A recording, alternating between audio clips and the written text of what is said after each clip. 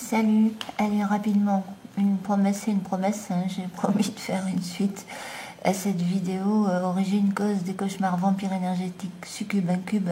C'est vrai que j'en ai un petit peu marre de ces entités, et je voudrais vite passer à autre chose parce que ça vibre très très bas, sur des fréquences très très basses tout ça. Mais bon. Alors, évidemment, la première chose à faire, hein, si vous pensez être très infesté, au point d'être même peut-être plus ou moins possédé, que vous avez pas mal de choses accrochées à votre aura, si vous pensez que c'est le cas et que vous dormez mal, et que vous avez des visions et vous faites des cauchemars, etc., et que vous vous sentez persécuté, etc., moi je pense que pour moi c'est la plus forte probabilité que ce soit ça plutôt que des entités reptiliennes qui, avec la technologie harpe ou smartphone ou autre appareil électrotechnique, viennent vous embêter. Moi, je ne crois pas du tout à cette version-là, mais je crois beaucoup à cette version-là. Maintenant, chacun croit ce qu'il veut, évidemment. Alors, je vous dis, ce que je ferais à votre place, si j'étais dans cette situation, eh bien, si c'était très grave, évidemment, j'irais voir tout simplement un bon exorciste, hein. Eh oui, un bon exorciste. Et le bon exorciste, c'est Jésus. Mais Jésus n'est plus de ce monde, mais il y en a qui ont pris la relève. Il faut voir un petit peu ce que Jésus a fait. Et c'est extraordinaire, hein. Il guérissait en plus. À chaque fois quand il exorcisait, les malades, comme par hasard, il guérissait. Parce qu'il y a beaucoup de maladies psychiatriques, etc., genre schizophrénie, cyclothymie, bipolaire, enfin des gens qui ont des sautes d'humeur et qui, voire même, vont loin à faire des choses qu'ils ne devraient pas faire parce qu'ils se sentent poussés par une voix. Là, quand vous entendez des voix et que vous êtes poussé à faire des choses que vous savez être pas bien, pas bonnes, eh bien, là, on peut penser effectivement à une infestation importante, quoi, je veux dire. Mais la première chose qu'il faut faire aussi, enfin la deuxième chose, la première chose, ce qu'il faut faire, en tout cas, c'est aussi couper court avec tous ceux qui pratiquent des sciences occultes négatives, hein, qui font des tables tournantes ou planches Ouija, qui communiquent qui sont avec des médiums, qui disent avoir des dons, etc. Moi, je me méfie beaucoup des médiums, des tas de gens qui prétendent avoir des tas de dons et qui touchent à plein de choses et qui ne connaissent peut-être pas forcément les lois spirituelles et qui font ça aussi pour de l'argent, soyons honnêtes. Alors, moi, dès qu'il y a de l'argent derrière, je me méfie. Ah oui, parce que vous savez, l'argent, ça corrompt quand même, hein. Alors, couper court avec des relations qui gravitent dans ce milieu occulte malsain. Je le redis à ceux qui ne me connaissent pas, même si j'ai lu beaucoup sur le paranormal, etc., que tout ça, ça m'a intéressé, je n'ai jamais touché à ces histoires-là, j'ai jamais cherché à communiquer avec les entités du bas astral, les morts, etc., etc. Voilà, rassurez-vous. Et quand je tire le tarot, c'est le tarot spirituel, et moi, ma connexion, c'est à la noosphère. J'essaye de capter des informations dans l'espace des variantes, voilà, mais pas en me connectant à des entités négatives, hein. Je n'invoque pas des entités négatives pour me souffler des réponses. J'y vais aussi beaucoup de mon intuition, voilà, c'est plutôt, et puis bon, vous avez remarqué, c'est très trompeur, hein. Ça marche ou ça marche pas, des fois on se plante complètement, voilà, il faut être honnête. Allez, donc ça c'est impératif. Je pense qu'il faut faire ça, et après il faut trouver un bon exorciste, oui, qui pratique, on pourrait dire, cet exercice d'exorcisme. Et les bons, là aussi, il y a les bons et les mauvais, hein. Enfin, on va dire les vrais et les faux exorcistes. Et là, je pense que il faut lire cet article, parce que je vais pas le lire pour vous, parce que ça vous pouvez faire aussi bien que moi. Et lisez bien cet article, parce que je crois que c'est vrai ce que dit ce monsieur là. Je sais pas qui a écrit ça, mais je l'ai lu en vitesse. Je pense qu'il est dans le vrai. Il faut vraiment que ce soit un très bon exorciste, et vous les trouvez en principe plutôt dans le milieu chrétien, parce que ils sont formés. pour le faire. Enfin, en tout cas, au Vatican, ils sont formés pour le faire. Maintenant, vous allez me dire, je sens qu'il y en a qui vont crier « Oh non, pas le Vatican, avec ce qui se passe au Vatican ». Attention, ne faites pas trop d'amalgame quand même, parce que je vais vous expliquer, moi, ce que j'ai compris de cette histoire du Vatican et des pédosatanistes qui se sont infiltrés au Vatican. Effectivement, ça c'est une réalité, d'ailleurs, qui a été dénoncée par Gabriel Amorc, hein, le livre, je l'ai, hein, celui-là. Ou l'exorciste, je crois que je suis là. Je regarde. Alors, alors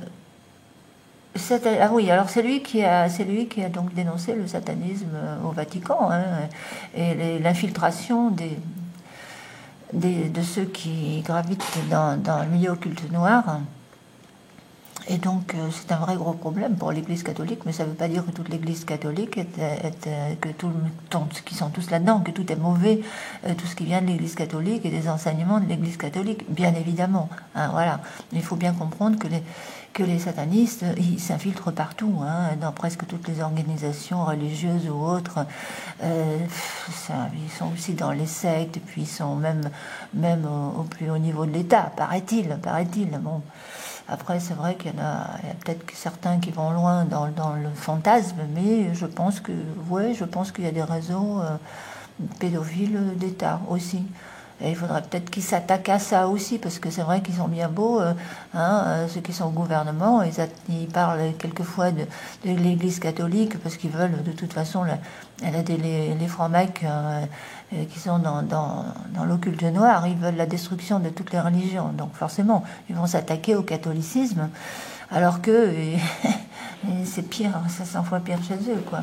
Donc voilà, mais ce qu'il faut comprendre, c'est que tous les prêtres et tout le clergé n'est pas affecté, quoi. Mais donc, pour en revenir, sinon vous avez aussi... non, parce qu'eux sont vraiment formés, hein, c'est spécial, hein, vous savez, la formation d'un exorciste, c'est pas du tout donné à tout le monde d'être exorciste, hein, c'est pas vrai du tout. C'est pas vrai du tout. Il faut être intègre soi-même. Il faut avoir fait son travail de transformation intérieure, une purification intérieure.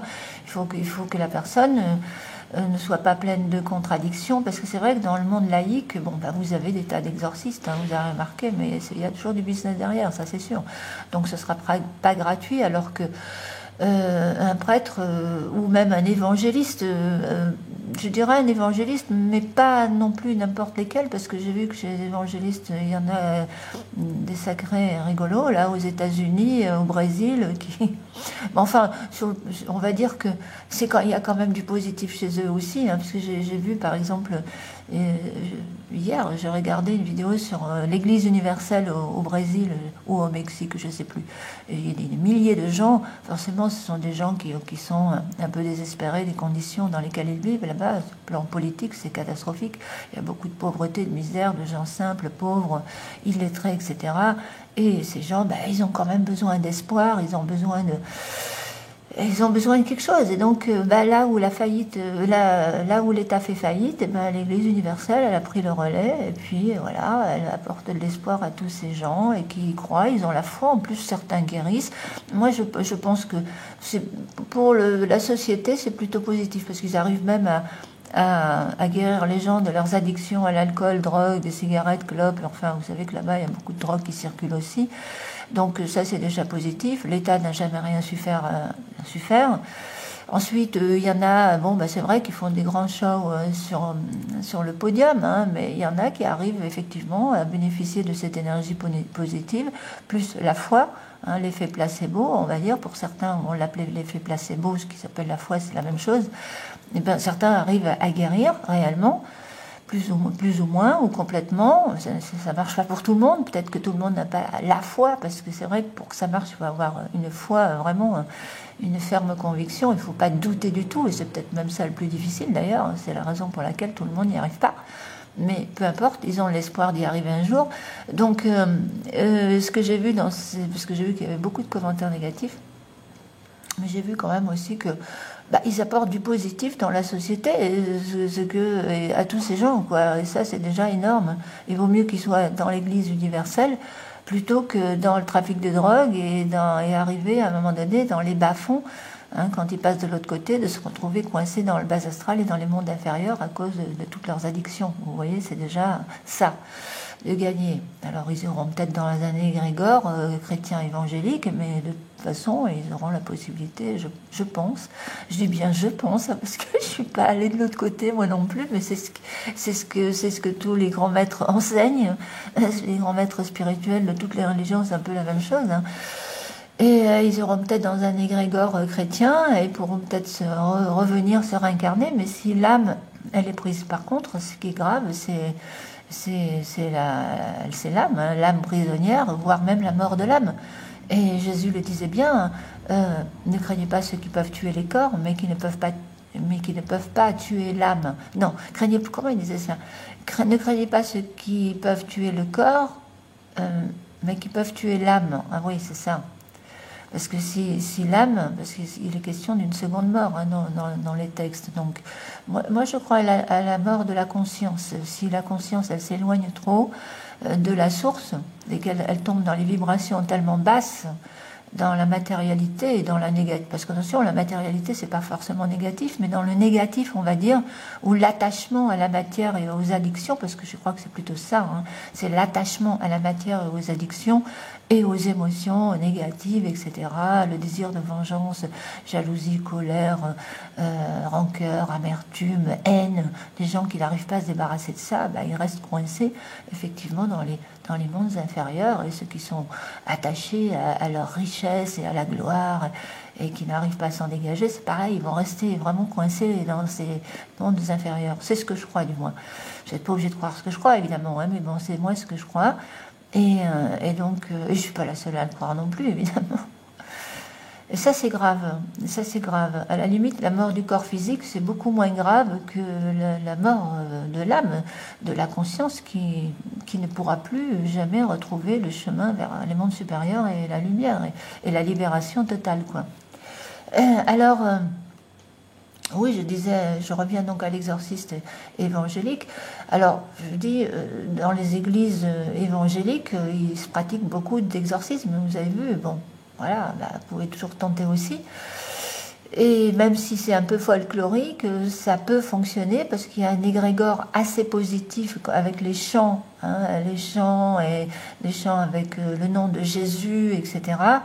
Il faut savoir que les entités du bas astral détestent le nom de Jésus. Alors dès que vous prononcez le nom de Jésus, que vous montrez une croix ou que vous avez des symboles chrétiens, ils n'aiment pas ça du tout, ils se mettent à fuir, quoi.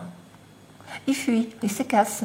Alors c'est pour ça que c'est beaucoup plus efficace un exorcisme chrétien qu'un exorcisme laïque. L'exorciste, à moins que l'exorciste laïque soit lui aussi dans les principes spirituels et qu'il les met en pratique. Parce que dans les exorcistes laïques, vous avez, c'est pareil, les vrais, les bons et les mauvais, les vrais, les faux. Je dirais que le faux, c'est facile à faire la différence. Vous savez, vous le sentez intuitivement. Un vrai exorciste laïque, c'est pareil. Il faut qu'il ait fait son travail sur lui-même, sur lui, qu'il ait fait sa transformation, sa purification intérieure, qu'il applique les principes universels, les principes spirituels universels, qu'on pourrait aussi dire les principes christiques pour les chrétiens, les principes évangéliques, les principes christiques, les principes bouddhiques, parce que le Bouddha, c'est pareil, ça travaille beaucoup sur les émotions, etc. Et on va dire les principes universels, spirituels, quoi. Et s'ils ont fait ça, je pense, oui, qu'ils peuvent eux aussi, mais ce n'est que ce que je pense encore une fois, je pense qu'ils peuvent exorciser efficacement.